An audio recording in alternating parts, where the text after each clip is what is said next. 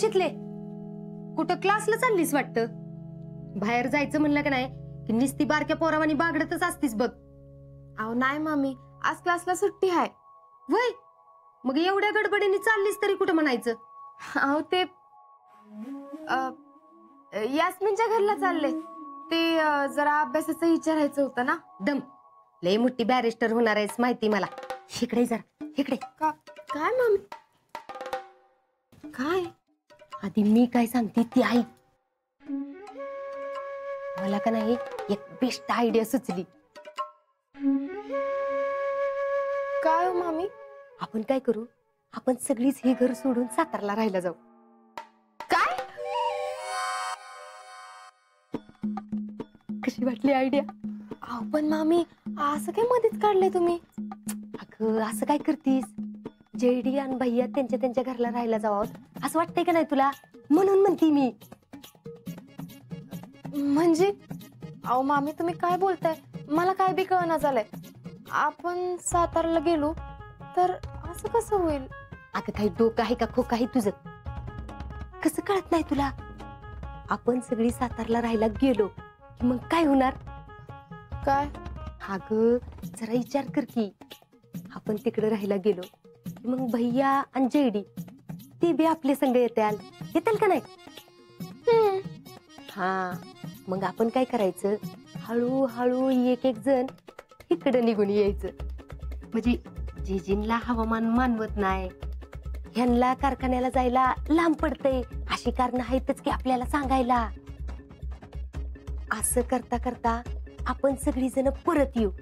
मग काय होईल, जेडी आणि भैया दोघेच राहतात. कशी वाटली आयडिया? आता एक काम करू, आपण दोघी जणी ह्यांच्या जरा मागे लागू म्हणजे ते ऐकतात. एक मिनिट मामी, मला विचारायचं ते ऐकून घ्या. आपण गेलो आणि ते हितच राहतो म्हणले तर? हा असं कसं म्हणतात? अहो असं काय करताय मामी? आता बघा भैयांचं सगळं राजकारण हितच आहे की गावात, आणि आपण जातो म्हणलं तर ते म्हणतात नको मी हितच राहतो गावात. काय नाही, जाऊ द्या. जाऊ द्या काय जाऊ द्या? एकतर एवढा मोठा घोळ घालून ठेवला. मी चांगली अक्कल लढवून त्या दोघांना घरातनं बाहेर पाठवलं होतं का नाही? कशाला घेऊन आलीस परत काय माहिती? हे सगळं तुझ्यामुळेच झालंय बघ. आता परत मलाच काहीतरी केलं पाहिजे. मामी अहो कशाला काळजी करताय? आता समजा व्यवस्थित चाललंय ना, मग काय नाही, मी जाते आता.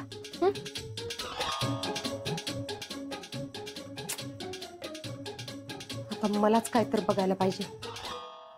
पण काय माहित, या शेतलीच्या टोसक्यात हमखास काहीतरी चालू असेल. लय आतल्या गाठीची आहे.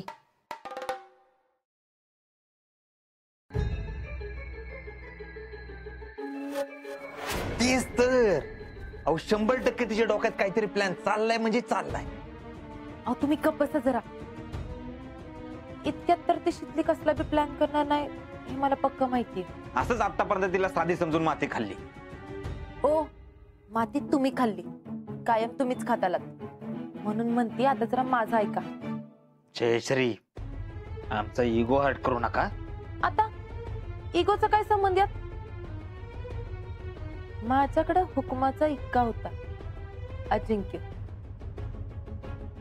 आणि तो मी बरोबर वापरला. म्हणून तर ती शितली आपल्याला घ्यायला आली. काय?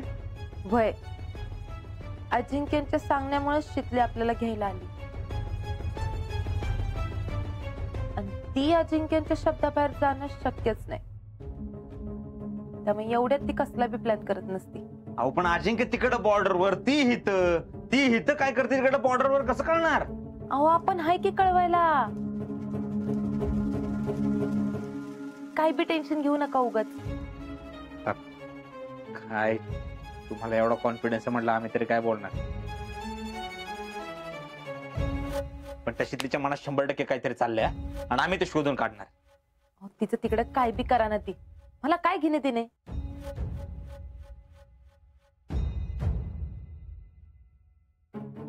टॅलेंट हे शितलीच्या डोक्यात 100% काहीतरी चाललंय.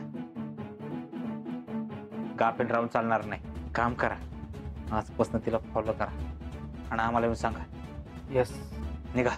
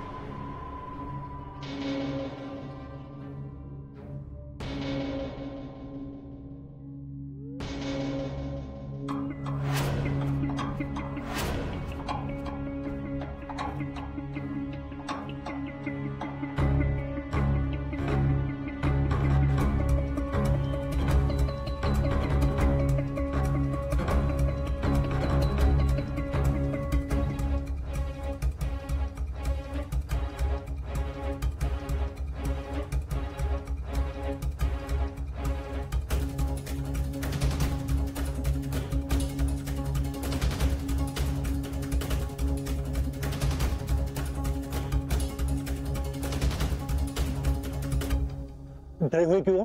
हाँ? अगर उन्हें ऐसा लगा ना तो हमारा सब प्लान चौपट हो जाएगा। नॉर्मल रहो। और किसी को पता चला ना हम यहाँ पे, तो पहले जान तुम्हारी जाएगी। वो आदमी दिखता कैसा है? हम कुछ नहीं जानते जनाब। हर वक्त अलग अलग लोग आया करते हैं, कभी उर्दू जबान बोलते हैं तो कभी पश्तो। देखो, तुम्हें इस तकलीफ से हमेशा के लिए छुटकारा चाहिए नहीं? बिल्कुल चाहिए जनाब, अमन हम भी चाहते हैं। तो जाओ, वहां पे खड़े हो जाओ, जाओ। और सुनो, वो आदमी जब आएगा तो हमेशा जैसे बर्ताव करते हो ना वैसा करो, और हमें इशारा करो, बाकी हम देख लेंगे। जाओ जाओ।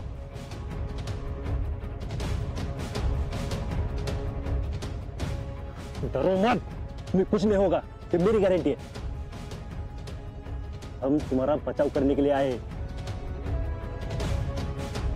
सुनो, तुम एक भारतीय नागरिक हो और अपने देश की रक्षा करने की जिम्मेदारी जितनी हमारी है उतनी तुम्हारी भी है, समझे? तुम उस आदमी को पकड़ने में हमारी मदद करो, तुम्हारा बाल भी बाका नहीं होगा। जाओ। सुनो, तुम्हारी खड़ी रहने की जगह कहां पे?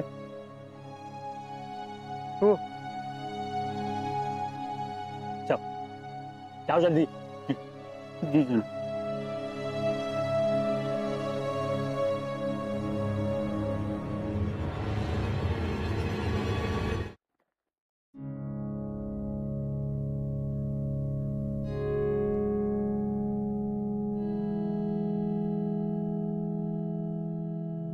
फौजी, ओ फौजी काका। शीतल, अगं थांब थांब, आलो तिकडं. हा,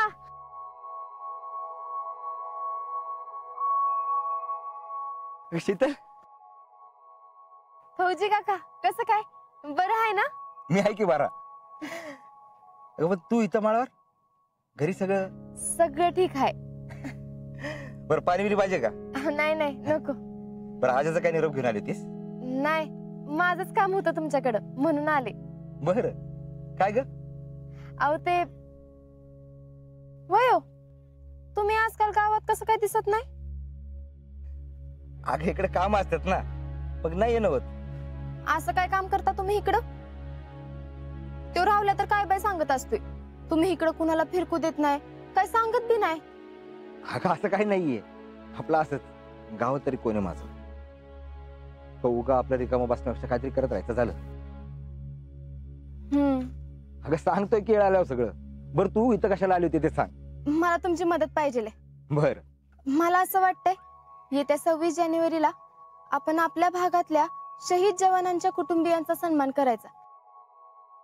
तुम्हाला काय वाटतंय? पण हे विचार तुझ्या मनात का आला? फौजी, मला असं वाटतं, दरवर्षी 15 ऑगस्ट आणि 26 जानेवारीला फक्त आपली देशभक्ती जागी होती. आपण देशावरची गाणी गातो, भारत माता की जय म्हणतो, पण भारत मातेसाठी आपलं पोर, आपला नवरा, आपला भाऊ अर्पण करणं ही खरं तर मोठी गोष्ट आहे. खरं तर यांचा सन्मान जितका करावा तितका कमीच आहे. पण मला असं वाटतंय, या निमित्तानं या वीर पत्नी, या वीर माता अशा परिस्थितीचा सामना कशा करतात, त्या परत कशा उभ्या राहतात, हे सगळ्यांना कळलं पाहिजे. आणि हे जर का सगळ्यांना कळलं ना, तर बायकांना बी हुरूप येईल. त्या आपल्या पोरांना आर्मीत भरती करतात आणि पोरांना बी प्रेरणा मिळालो. फौजी, यो फक्त कौतुक सोहळा नाही तर लोकांच्या मनामध्ये ऊर्जा निर्माण करणारा कार्यक्रम असेल. वा, अगं आयडिया तर मस्त आहे की. आणि असं झालं ना तर बेस्ट होईल. म्हणजे आवडली बाई तुम्हाला? प्रश्नच नाही. बरं झालं तर. अहो पण यासाठी मला तुमची मदत पाहिजे. मला जरा अशा कुटुंबियांची माहिती लागल हो. गेल्या 2 वर्षात आपल्या भागात नेमकं कोण कोण शहीद झालं ह्याची माहिती जर का तुम्ही मला दिली तर आपण कार्यक्रमाच्या तयारीला लागू. कसे आपल्या भागात जर कुठला जवान शहीद झाला ना तर मी नाजा कायमच जायचं. आता या प्रत्येक कार्यक्रमाला जरी मी हजर राहिलो ना त्या सगळ्यांची माहिती माझ्याकडे. अहो मग आता एक होऊ शकतं. एका ठिकाणी तुला या सगळ्यांची माहिती मिळू शकते. कुठं? अगं साताऱ्याला जिल्हा सैनिक कल्याण कार्यालयामध्ये तिथे सगळी माहिती मिळेल. बघतो ये इकडे पत्ता लिहून देतो.